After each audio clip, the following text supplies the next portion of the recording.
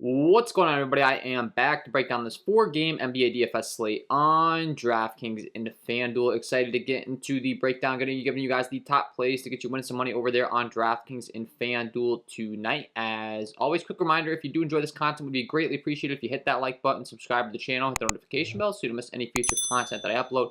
You don't miss when I go live. You don't miss any KJK DFS content. And the like goal on this video will be 100 likes. So if we can get that up to 100 likes, that would be awesome, guys. And don't forget to stay tuned to the end of the video for my lock of the night, fan favorite segment. I'll be going over my lock of the night, guy that I would be locking in on both DraftKings and FanDuel if I had to pick just one guy for the slate tonight. This video is sponsored by PrizePicks. Sign up over there. Use that promo code KJK DFS to receive the instant match deposit up to $100. I am covering PrizePicks every day on the channel as well. We went 5-0 yesterday and looking to keep that up. So if you want to watch that video later on, got a lot of stuff going on. So without further ado, let's talk about it. DraftKings will go game by game, and then FanDuel we will break down second on the list. As far as the first game on the slate comes in, Memphis taking on Indiana. It comes in with a 232.5 over under. It's a 7-point spread in favor of the Memphis Grizzlies, so expect to stay close, expect to be up pace. And we do have some pretty significant injury news as well, with there being no Ja Morant, Malcolm Brogdon being listed as questionable. Ja Morant is listed as doubtful, so he's not officially out, but we're anticipating that he will be out. Tyus Jones is going to be one of the best value plays in the slate now in a fast, up-tempo game. A guy that's a really good fantasy point producer. He's really, really cheap over here on DraftKings as well at only a 3-4 price tag. Talking about a guy that's been putting up 25 DraftKings points a game practically. When you're looking at his game logs, only playing like 20 minutes, so if he's able to get up to 30-plus at a 3-4 price tag, that is very significant. Breaking down this Memphis Grizzlies team overall, and some of the key factors and just seeing how they perform on a permanent basis. I mean, I know Tyus Jones is a really great fantasy point per minute producer. He's putting up 0.95 DraftKings points per minute on the season, so that's going to be really good stuff. And then breaking down the rest of the lineup, you have Desmond Bane, Dillon Brooks back in the equation now. As far as his overall minutes, that's really the only question when it comes to Dillon Brooks, because he is working his way back from an injury. As far as his first game back, he played 26 minutes, so maybe he's able to ramp back up to like 30 in this one. I still think he's going to be somewhat limited, though, so it's a little bit dicey for me to go in there. But he is really cheap at 4.9, so it'll be interesting to see how he grades out in my final projections and when I'm all dialed in here.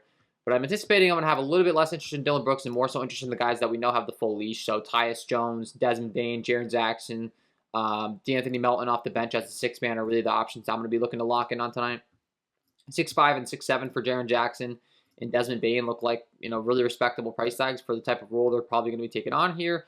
I do think mixing in some Steven Adams does make some sense, but my favorite option off the bench by far is going to be D'Anthony Melton as well. I should mention that. You take a guard out of the equation in Ja Morant. I do think there's going to be more minutes upside available for him. Not quite as much as we'd like with Dillon Brooks returning, though, so he's not going to be quite as good of a play as I think he would have been if Dillon Brooks was still remained out in this one. So on the other side, Malcolm Brogdon, unless it's questionable, that's the biggest piece of news we're waiting on outside of Chris Duarte. So both those guys are indeed listed as questionable. Is a pretty big piece of news, both forefronts, I guess you could say, because if Duarte's out, we're going to see more Kiefer Sykes, Dwayne Washington. If Malcolm Brogdon's out as well, we're definitely going to see more Sykes in Washington. So, if one of these guys are out, those guys get a bump. If two of them are out, they get an even more significant bump. And the same can apply for the other guards in the rotation. So Halliburton and Buddy Hield, same thing. Both great plays regardless in a fast up-tempo game, but if one or both of those guys is out, they become even better plays. If Malcolm Brogdon's out, it's a more significant out, so that's a bigger bump than it would be if there's no Duarte, so just keep that in mind. Jalen Smith, Isaiah Jackson, Brissett, all going to continue to roll through. The biggest piece of news for those guys is going to be Goga Batadze and how much he's going to cut into the rotation, so keep your eyes on that. If he's out, we're going to see more Terry Taylor as well. So just kind of siphoning through these Indiana guys are the big fellas. My interest in them continues to be somewhat limited just because they're cycling through, but I mean, the upside's there for all these guys just based on their permanent production. Isaiah Jackson, we saw put up 37 DraftKings points last amount. That's really solid at a 5-2 price tag. So you could definitely be mixing and matching these guys in your tournament lineups.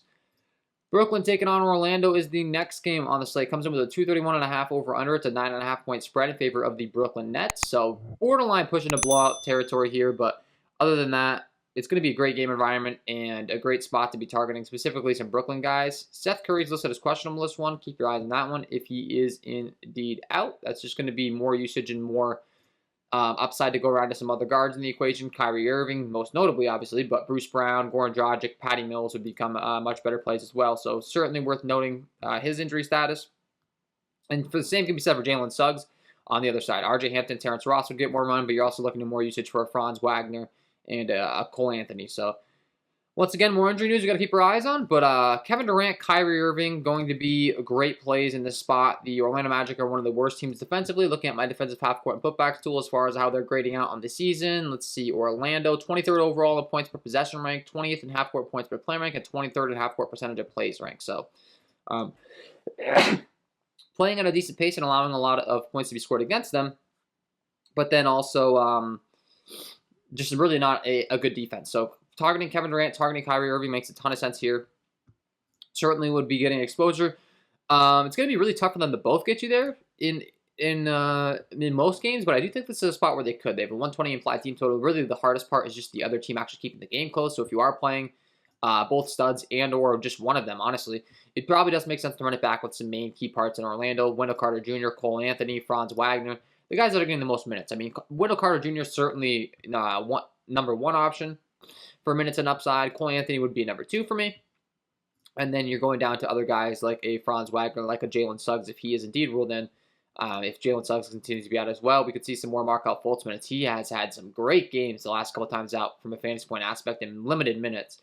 18 and 19 minutes, and he's put up 30 and 32 DraftKings points. So that's something to really keep our eyes on here as he's developing and coming back off that injury. If that's going to be the case, that is just really, really impressive fantasy point upside.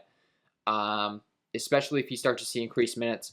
Mo Bamba's the next guy. His minutes have been fluctuating, but he hasn't got up in the 30s the last couple games. So, cycling through these Orlando guys, getting some run back options, depending upon the salary you have left in your lineup, doesn't make sense. Wendell Carter Jr. is obviously the number 1 option, but all those guys are going to be viable. So, Detroit taking on Miami. This is certainly a spot where I'm worried about a blowout. It's a 216 over-under. It's a 13-point spread in favor of Miami. Really not the fastest paced game. Miami's a great pace down spot. I should say a bad pace down spot. They have like all their guys back. So they have Lowry, Oladipo in the equation now. They have Jimmy Butler, Bam Adebayo. So they're all kind of cutting into each other's usage. It's going to be a slow paced game. The one thing that's intriguing to me is Jimmy Butler and Bam Adebayo just continue to be priced very reasonably for guys that have 50 plus fantasy point upside compared to the rest of the studs on some respective teams. So they continue to look really good. The Detroit Pistons are terrible defensively, but that's the problem, is this might lead to a blowout. But if it doesn't, Jimmy Butler, Bam Adebayo are number 1 and number 2 for me. That's just how I've been approaching this Heat team. Just play these two guys, and if it's a close game, unless I'm looking to get some leverage off them and just play Tyler Hero and Kyle Lowry from a game theory aspect. But for the most part, I mean, it's just tough to really want to go to Kyle Lowry when he's not really receiving a ton of usage. Victor Oladipo, when he's limited in minutes still and not receiving a bunch of usage, it's all flowing through Jimmy Butler and Bam Adebayo. Max Struss and Gabe Vincent and all these secondary guys, their minutes have been cut way down with their team being fully healthy. So it's really been that simple for me. Really just looking to target Jimmy Butler and Bam Adebayo if the game stays close. If it doesn't, then targeting these guys does make sense. A Gabe Vincent and Max Struss. Caleb Martin continues to be out, so that is a few more minutes to go around for Max Struss. And if the game turns into a blowout, he's going to get more run. So then in that case, if you're playing that strategy, it does make sense to play, some secondary guys. But if you think the game's going to stay close and you're trying to get the maximum upside of starters, it's really just Jimmy Butler and Bam Adebayo for me. And if the game's going to stay close on the other side, it's very simple as to who's going to keep it close. It's Cade Cunningham, it's Jeremiah Grant, it's Sadiq Bey, it's Marvin Bagley. I mean, those are the top four guys that I would certainly want to be targeting the most. And Bey, Grant, and Cunningham are certainly my top 3, just based on a minutes upside, fantasy point upside. If the game stays close, they're going to be in there for a big amount of minutes. They're going to be producing at high rates. Just kind of what these guys do, what the rotation's breaking out as. Cade Cunningham playing a ton of minutes, so if you are getting exposure on the Miami side, it does make sense to run it back once again. I'll touch a small slate. You need the game to stay close for these guys to get maximum upside, so it does make sense to correlate these lineups on a smaller slate. Last game, we have Phoenix taking on the New Orleans Pelicans. It's a 226 over-under. It's a 5.5-point spread in favor of the Phoenix Suns, so expected to stay close indeed. CJ McCollum is listed as questionable with health protocols, so keep your eyes on that one. Noted that McCollum still needed to get a couple negative tests before returning, perhaps hinting that the 30-year-old isn't dealing with overly severe symptoms. So that means if he's good to go, I would expect him to be a full run here. So just keep your eyes on that news. That is big. I would say that Vegas is anticipating him as being in based upon this line right now. I don't think that it would be a 5.5 spread if CJ McCollum was out. I think it would be a much larger spread. So I'm going to anticipate that he's in, and how that's going to affect the rotation is it's going to be all the CJ McCollum and Jonas Valanciunas show from the usage aspect, I would say. I do think this helps Devontae Graham's assist upside and takes a little bit of the pressure off him from a scoring aspect. But his price tag's gotten hiked all the way up to 6'8" at this point. That CJ McCollum coming back would be enough to probably talk me off of him. I just don't think it would really be too smart to be going to him. I'd rather play CJ and Jonas Valanciunas, like I said. And then some secondary options like a Herbert Jones, a Trey Murphy, a Najee Marshall. Mixing and blending those guys in your lineups, but they aren't really top priorities for me, to be honest. I think I would just be focusing on the studs in this game and finding value elsewhere, like the Memphis Grizzlies that we talked about, for instance. Just much better spot for value than in this game in particular. So that would be my approach there. Jose Alvarado would certainly take a hit if CJ McCollum returns to the equation. He got 48 DraftKings points last time out. That would become, pretty much impossible for him to do. And then running it back on the other side for Phoenix is Devin Booker, obviously leading things off. He's going to be the top usage stud. His assist upside is much better now with no Chris Paul in the equation. His overall upside is much better. And then the secondary options that you're looking to, as long as Cam Johnson continues to be out, those minutes are all going to be allotted towards Cam Payne, DeAndre Ayton, Mikal Bridges, and Jay Crowder. So minutes really solidified. We're not too worried about anyone else in the equation taking these guys' minutes. They kind of have their roles locked in. Last game out, they played some limited minutes, but that's because that game turned into an extreme blowout against the Lakers. So don't be looking at their game logs last game and saying these guys aren't playing a lot of minutes. That was the situation. If the game stayed close, all these scores would have been a lot better. Honestly, they all probably would have gotten there at the price tags because they were all on really good pace to have big games. So that was my overall breakdown on DraftKings. Quick little review on FanDuel as always. I mean, a lot of the concepts that we just went over are going to apply over here on FanDuel, but I always like to, check the pricing, see if there's any discrepancies. Kyrie Irving at 10K looks like a guy that's a little bit priced up over here, but I mean, perspectively, still a great spot. Cade Cunningham at 7.4, we talked about him. Cole Anthony at 5.8 continues to be really, really cheap over here on FanDuel, man. He's just, he's in my core plays, every night on FanDuel, it seems. They're just forcing my hand. It's just really difficult. He plays in the mid to upper 30s. He produces right around a fantasy point per minute, and he's priced at 5.8, so it's just really tough to get away from him. He hasn't had a big ceiling game in quite some time. It's just a matter of time before he does. D'Anthony Melton off the bench at 5K. He's always going to be an intriguing option when there's a guard out for me. He just produces at such a high rate on a per-minute basis. I would like him a lot more if Dillon Brooks wasn't back, like I said, but he's still a viable option. Shooting guard position, Devin Booker at 10.4, certainly worth the pay up. We just talked about his upside. Jimmy Butler at 8.5 continues to be priced very reasonably over here on FanDuel. There's a possibility for a blowout, but even if it does turn into a blowout, there's a high likelihood that Jimmy's able to get you there in his minutes while he's on the floor. So that price tag just really makes him intriguing. Buddy Hield at 7.1, Campaign at 7K. Franz Wagner at 5.5. We talked about running it back with him in that game, so he certainly does make some sense. Max Struss in a blowout. So, I mean, a lot of the guys we talked about are the same rule applies over here. Bam Adebayo at 9.2. You can play him at the power forward position, which makes me like him a lot on a site like FanDuel. Same can be said for Wendell Carter, Jaren Jackson, Jeremiah Grant. These are all guys we talked about. Isaiah Jackson, Jay Crowder, Marvin Bagley at 5.3 is priced very reasonably. Isaiah Stewart at 5K is priced very reasonably. Honestly, kind of... it kind of feels very similar to DraftKings tonight. I mean, DeAndre Ayton 7.6. He's the second usage guy in line with Devin Booker now. If we know Chris Paul, he looks really good at the center position. Steven Adams at 6.1 has a lot of upside at that price tag. His minutes do fluctuate, but Jaren Jackson Jr. has a tendency of getting in foul trouble, and when he does, Steven Adams' minutes ramp way up. So I'm always willing to bank on that. Added upside. Mo Bamba at 5.2 looks good. So. I mean, yeah, a lot of the stuff we talked about, man. A lot of the stuff we talked about, which isn't a bad thing, but the sites are just looking similar tonight. Certainly keep our eyes on that Malcolm Brogdon news, the John Morant news, the big pieces of news that we already covered, CJ McCollum, and be prepared for how it's going to impact the rotation. So that is my overall breakdown, guys. Before I let you guys go, of course, I got to give you guys my lock of the night. Quick reminder, though, if you enjoyed the content, hit that like button, subscribe to the channel, hit the notification bell, check out PrizePicks, sign up over there using promo code KJK DFS to receive an instant match deposit up to $100 today. We went 5-0 on the picks on the channel. We went 8-0 on the premium content. So if you want to sign up for the premium content on that for the DraftKings and FanDuel, you can head on over to DraftKings and FanDuel package here, or the PrizePicks package, or the combo package. I just released my MLB packages as well, but if you scroll down, we do have the NBA combo package. So that's patreon.com/KJK_DFS. That's linked below in the description. And I am rolling out a Principles of MLB DFS Masterclass.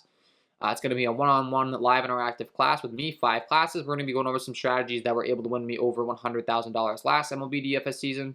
Some strategies that have made me ranked pretty high on the MLB list over the last 5 to 6 MLB seasons. So Let's talk about it, guys. Let's get into my block of the night. Let's go. And my lock of the night tonight is going to be Desmond Bane, taking on this Indiana squad in this fast up-tempo game environment in a 232.5 over-under with no Ja Morant expected to be out tonight. His usage should go up. The return of Dillon Brooks will kind of limit his usage. However, Dillon Brooks still dealing with fighting his way back from injury, where his minutes are going to be somewhat limited. And to me, that gives Desmond Bane the edge here. Going to have massive upside, putting up 1 FanDuel point per minute on the season as far as drafts is concerned, 1.02. Then you factor in the game environment, like I said, 232.5 over-under. Fastest paced game on the slate. Get him in your lineups because he is my lock of the night. So there, guys, Desmond Bane, get him in your lineups, and that is all from me in this one. If you did enjoy the content, it would be greatly appreciated if you hit that like button, subscribe to the channel, hit the notification bell so you don't miss any future content that I upload. Wishing you guys all the best of luck tonight, and we will see you in the next one.